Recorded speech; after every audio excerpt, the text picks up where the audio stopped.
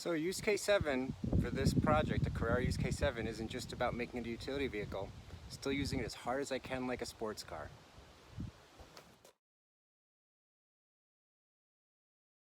Those are the actual cords of the tire. The rubber is gone.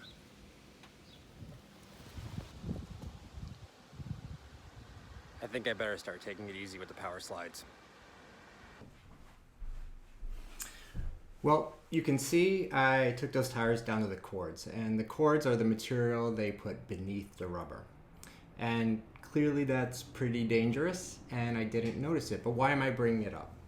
I'm bringing it up because I just finished a 10-hour round trip. I drove down to New Jersey to see my good friends at Peloton. The work they're doing there is amazing. Been enjoying working with them. And then afterwards, I went to go see my good friend in Pennsylvania, who is always challenged with, he doesn't tell me what, to find something really weird for us to do. And once he found a submarine, a World War II submarine that was abandoned in a town in a canal in the middle of New Jersey. And this time he brought me to a museum that has 2,000 objects people have choked on and died from. So he never lets me down. So here's the use case 7. In use case 7, we talk about the 3 main benefits, which are increased reliability, robustness, being able to find new applications for your product, and then the legal aspect, how to protect against litigation.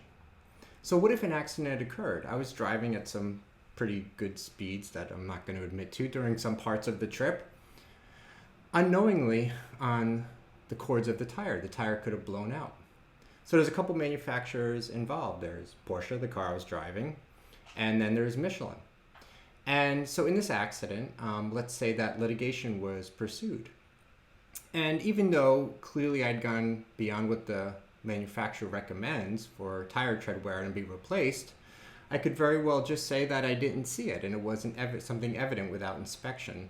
And there'd probably be some form of reimbursement and expense to either Michelin or Porsche or both.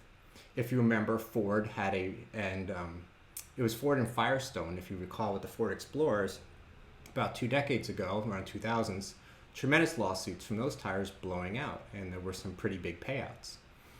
Now, so the question is, with use case 7, what I'm doing with this car, where I'm doing everything to the extreme, everything utility, everything sport-wise, to the extreme for this purpose. If I had been Michelin or Porsche, and I saw this, we could say, all right, it's the customer's fault and leave it at that. But what else could be done to help show that every possible course of action was taken by the manufacturer and designer?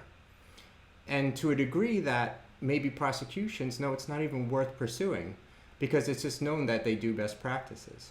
Maybe best practice is to have a different color of rubber beneath the tread level.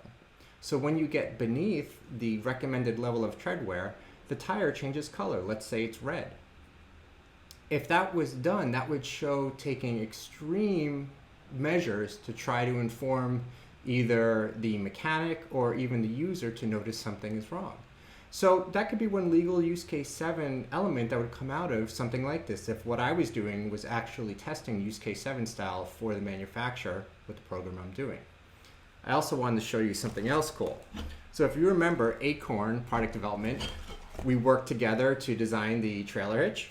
And my good friends at Hypotherm, who make some of the most fantastic plasma and laser cutters out there, made these.